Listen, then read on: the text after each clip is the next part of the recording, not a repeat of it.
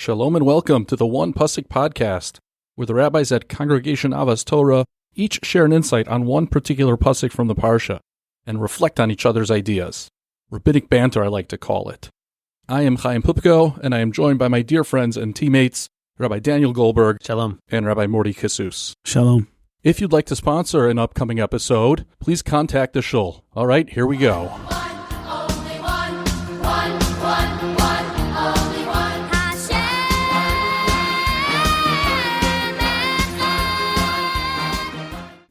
Our one pasuk for this week's Parsha, Parshas Nitzavim Vayelech, is the very first pasuk in the Parsha.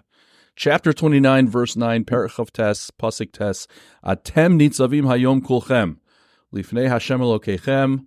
Moshe turns to Bnei Yisrael and he says, you are all standing here today before Hashem, Roshechem Shiftechem, heads of your tribes, Ziknechem, your elders, V'shotrechem, your officers, Kol Ish Yisrael, every single person. And as we know, he goes on to list all sorts of different people who are standing here as Moshe executes or completes the bris, the covenant that was made in the plains of Moab before they entered the land of Canaan. Okay, who's going to lead us off? I'll jump right in because I'm going to share a beautiful thought I saw from the Rebbe of Lubavitch, who says that there's a contrast when we read these two parshiot together of the names of the parshiot. Nitzavim on the one hand, like Rabbi Pupko mentioned, means standing. Atem Nitzavim Hayom, you're standing here today. Vayelech means going, moving. And that contrast is critical for the success of a Jew, especially as we stand before Rosh Hashanah. We have to have both of these elements to truly succeed. On the one hand, we have to be nitzavim, we have to be standing, we have to be principled people. We have to be grounded in what we truly believe in is correct, but simultaneously, we cannot be pickled and preserved. We have to constantly be vayelech. And in life, as we explore different elements of personal growth, it always has to come with ensuring that we first have fortified our previous gains, and only then could we be Vayelech. And that's why when we read these two parshiot together, it's important that we think of the very names that really leads us into Rosh Hashanah and Yom Kippur, into this very, very holy season, because it is with the realization that we've accomplished certain things in the past year. We stand on values and principles that our parents have given us, that have been trickled down all the way from our avot and imahot, our matriarchs and patriarchs, but also simultaneously we have to be growing and aspiring to greater heights through the process of that realization that we are already standing on the shoulders of giants, but now it's our opportunity to contribute and grow and make advances of Vayelech. That's a beautiful idea, and it reminds me actually of a concept developed by Rav Eliyahu Dessler, the legendary Mashgiach Ruchani of Panovich, a concept that he develops in his famous work, the Michtav Me'Eliyahu. It's a concept he calls the Nekudas HaBechira, the point at which a person has to make a choice.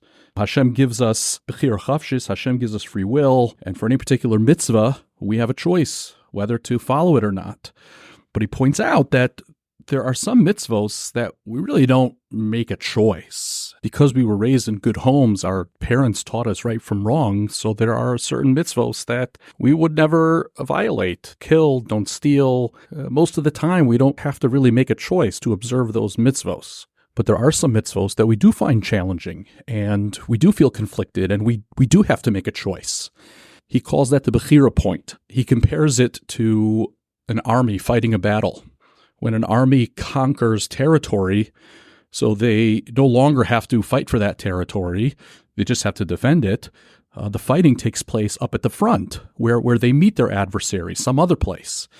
And it's at that point where the army is fighting its adversary, that's where the Bechira point is for a person. That's where they're really demonstrating their commitment when they're forced to make a choice, when they feel conflicted. And so your idea, Rabbi Kisus, I think, encourages us to look back at that conquered territory, look back on what we've accomplished, the ground that we've gained, and use that to motivate us to really step up in those moments when we face our Bechira point. And I really loved pickled and preserved. That was a nice turn of phrase there. Me too. I used to have a Rebbe that used to say that. You should never consider yourself someone, I've accomplished enough. I'm good, Or pickled and preserved. Pickled and preserved. It's interesting. I think all of us who have gone to yeshiva, I feel like we all have certain lines that isms from Rebbe lines, Rebbe isms. One of my Rebbeim in high school, who was both a Rebbe and a fabulous calculus teacher, he was amazing, Rabbi Weiss. He would always say to guys, he says, listen, you want to play games? Fine, we'll play games, but I guarantee you won't like my games.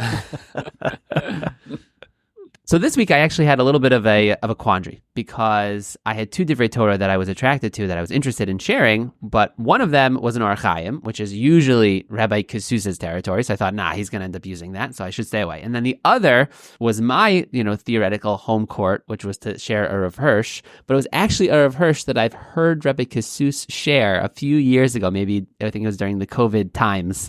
He shared it on one of the satellite minyanim. I remember him sharing it. So I didn't know which way to go. So I decided, you know what, Rav Hirsch, I've just got to stick in my lane, even if Rabbi Kisus has already trodden this particular path. So Rav Hirsch makes the following note. Firstly, atem nitzavim. Nitzavim means you are standing here, but nitzav is not the typical word that we associate with standing. Amad means standing. Nitzav has an additional valence to it. It means something more than just standing. And to appreciate what it means, we'll just take a little bit of a step back to look at the context. What did we just complete in the previous parsha? We completed the Tochacha, a frightening, very lengthy description of what will happen to the Jewish people if they are to stray from the covenant with Hashem. And it is just a litany of scary, terrible things that will happen to us. And right following that, we begin our parsha. And Moshe says, Atem nitzavim hayom kolchem. Realize you might be afraid, but you are nitzavim. You're not just standing, you're standing strong. Right? It's the same language Rav Hirsch says as like a matzeva, a monument. You are a monument. You're eternal and you are strong. And just as you have withstood all of the trials and tribulations and the tests and the difficulties of the wilderness and this whole experience, you will outlive all of these things that will or may, but probably will happen to you. You'll outlive them and you'll remain strong. You will remain an eternal people, standing strong in the face of all of these challenges and all of the suffering and everything that you'll go through. And that was meant to be a word of encouragement, like you're here today and you'll always be here. And I don't know, there's just those words to me, standing where we are right now, are so resonant, whether you want to widen the lens to the Holocaust or more narrowly since October 7th and surrounded by adversaries and so many challenges and so much that is so daunting, and you worry about the Jewish future. And we should be worried about the Jewish future because that motivates us to be our best selves and take the types of proactive steps that we need to have that assurance. But Atem nitzavim hayom kolchem. We're still strong. We're here. We're strong, and Netzach Yisrael lo yishaker. Like we will be here. So remain strong, and just it's a simple idea, but it's very profound, and those words really hit home for me. One of my favorites. I appreciate you bringing it back up.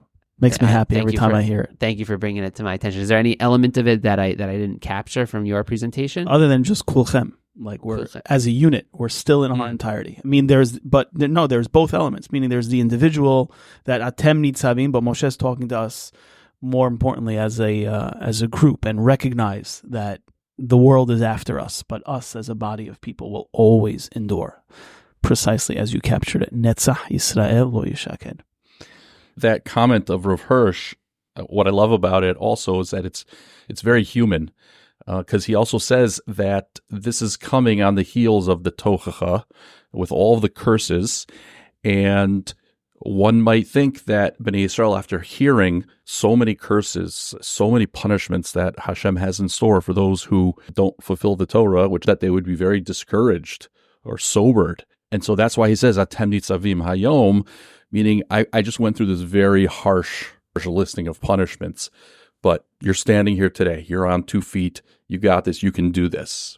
Rav Hirsch reads this pasuk in an inspirational tone. This is a motivational speech that Moshe is giving to Bnei Yisrael, as if to revive them if they got discouraged from the litany of the curses, that Atem nitzavim, that no, you're still here, you're still standing, and you can do this. Yeah, and he's saying not just your leaders and your officers, but every single person, man, woman, and child, from the highest rung of society to the water schleppers and the wood choppers, every single person is here today. So it's like that motivation is like look around. We're all doing this. It's a little bit like there are two enormously difficult things that are so daunting, and then you look around and you realize that everyone is doing them, right? And one of them is driving, which feels so daunting as a kid, and then everyone on the road is driving, right? And then like parenting, it's like, it's so daunting. But people, it's like, look around. Everyone is. Not only are you still standing, but everyone, the whole nation is here. So we can do this, and we can do this together.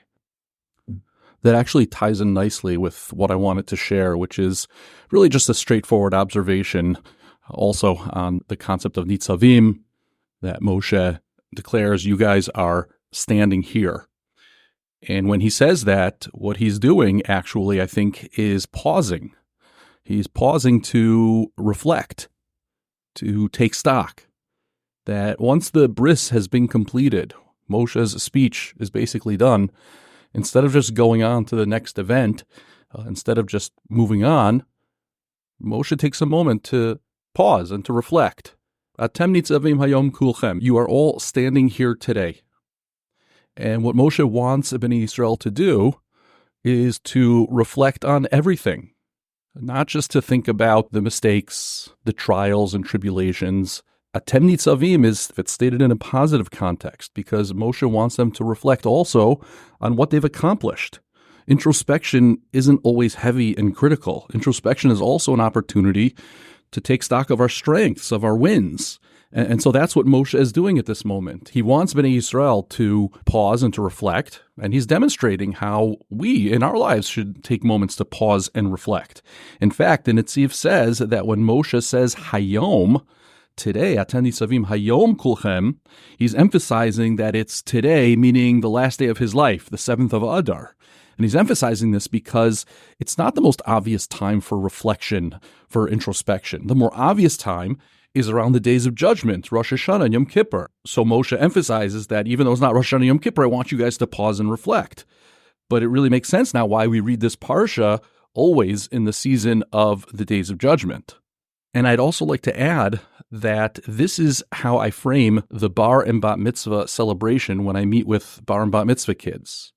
That the bar and bat mitzvah is a moment to pause and to reflect. We don't have an obligation to make a bar mitzvah party, to do a celebration. There's no obligation to learn how to lane or to write a Dvar Torah or to do a chesed project.